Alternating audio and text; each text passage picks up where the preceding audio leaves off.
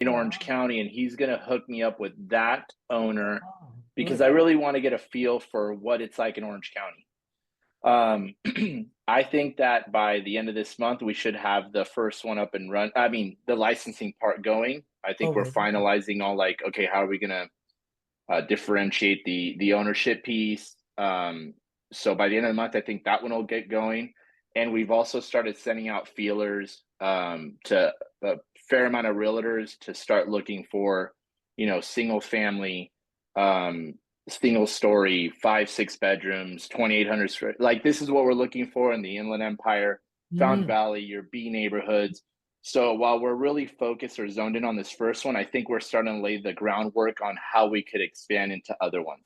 Oh, wow. Um, Good. so that's where it's at. And I think by the end of, like I said, in another 2 to 3 weeks, I think we'll be moving forward with the licensing. Now, I do have one question for you. I've gotten some mixed information.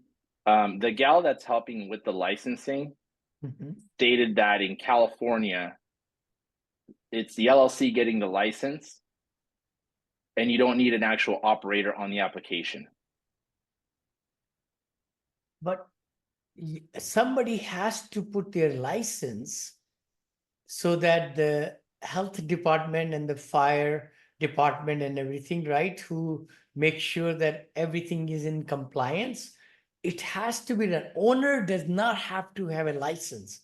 I will not have a license in Arizona, for example, but I have to have operators. Oh, by the way, I think I mentioned it last week or week before. We didn't meet last week that one operator with one license can only look after two RALs in Arizona. So Okay. maybe it's the same in California. Let's find that out. So That in I other, just sent, yeah, I just sent a follow-up email earlier today. Like, can you be clear on whether or not I need an operator that's licensed on the application to get going? Is that what you're saying? okay, good point.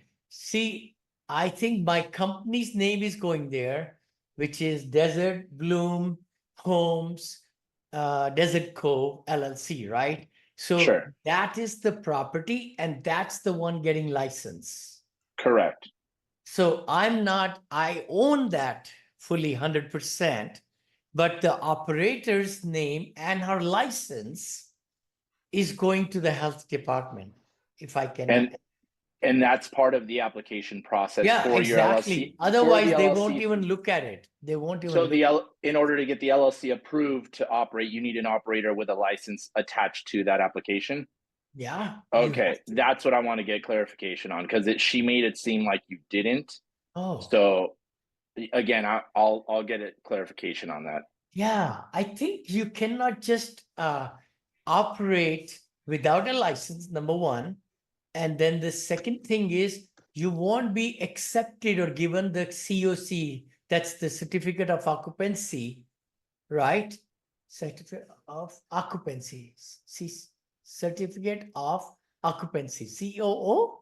Certificate of occupancy. CO. They just call it CO. CO, yeah, See they ya. call it CO, certificate of occupancy, unless a license is attached, has to be attached, Okay. because now my two homes in Arizona, Lori has already somebody who she lives only, I think, 3 minutes away from my Scottsdale property, the new one, and she lives very close by, and she'll be managing that one and my Desert Cove, same same person. So I was thinking that one can manage four. Remember I mentioned, so that Yeah. was totally wrong. I thought even because even I read somewhere or in some states they allow maybe, but in Arizona I found out only one person with a license can be at two properties. Correct. But then I think somebody else, let me rephrase that.